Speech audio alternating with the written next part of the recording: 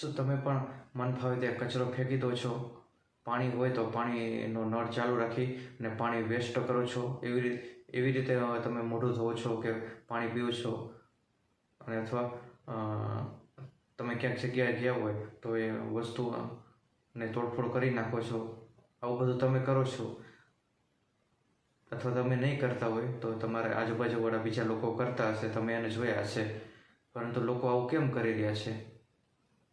લોકોના મનમાં એવું શું થઈ ગયું છે કે આ આપણું નથી, આ તો બીજાનું છે, જાહેર માલિકીનું છે?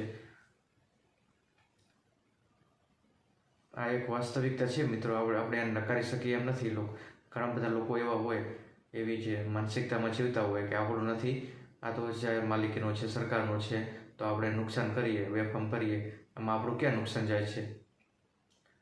આપણે આ રાષ્ટ્રની જે સંપત્તિ હોય તો આપણે એને કેમ નથી જાળવી શકતા? એને જાળવણી કરવામાં આપણે શું તકલીફ પડે છે? અથવા બીજા લોકો જે કરતા હોય તો એને આપણે ટોકીએ છીએ. ઘણા લોકો ટોકતા હશે તો એ સામેવાળા વ્યક્તિને મજા પણ નહીં આવતી હોય, એવું પણ બનતું હશે. પરંતુ જે આવા લોકો હોય, જે આપણી જે દેશની જે સાર્વભૌમત્વ અને એકતાને જે દહોડવાનો પ્રયાસ કરતા હોય છે, અને આવા લોકોના લીધે આપણો દેશ બરબાદ થતો હોય છે.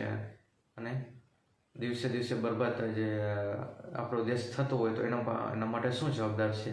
આવા લોકો જવાબદાર છે? જવાબદાર હશે, આપણે ના નહીં પાડી શકીએ, પરંતુ બીજા બધા કારણો હશે. પરંતુ મિત્રો, આપણે એક સારા નાગરિક બનીએ કે જે મન ફાવે ત્યાં કચરો ના ફેંકીએ, પાણીનો બગાડ ન કરીએ, અને જાહેર માલિકીની વસ્તુ હોય તો એને જાળવણી કરીએ, નહીં કે મન ફાવે એમાં એટલું નુકસાન કરી નાખીએ. તો આ વસ્તુ આપણે સમજવી જોઈએ, અને એક આપણા દેશના એક જાગૃત નાગરિક તરીકે અને આપણું કર્તવ્ય હોય તો એ કર્તવ્ય આપણે સમજીએ, આપણે એને નિભાવીએ, અને જે લોકો આવું નુકસાન કરતા હોય તો એને પણ આપણે રોકશું, એવો પણ આપણે સંકલ્પ કરવો જોઈએ મિત્રો.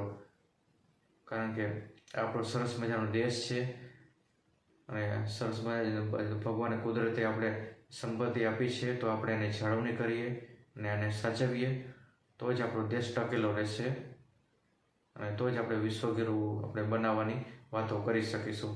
નકર આપણે કંઈ કામનું નથી કે આપણે એક વિશ્વગુરુ બનાવવાની વાતો કરીએ અને બીજી બાજુ આપણા દેશમાં આવી ખરાબ પ્રવૃત્તિઓ કરતા હોય તો એ શું કામનું? કંઈ કામનું નહીં મિત્રો. તો ખાસ આપણે આ બધી તમામ બાબતોનો ખ્યાલ રાખીએ. નમસ્કાર.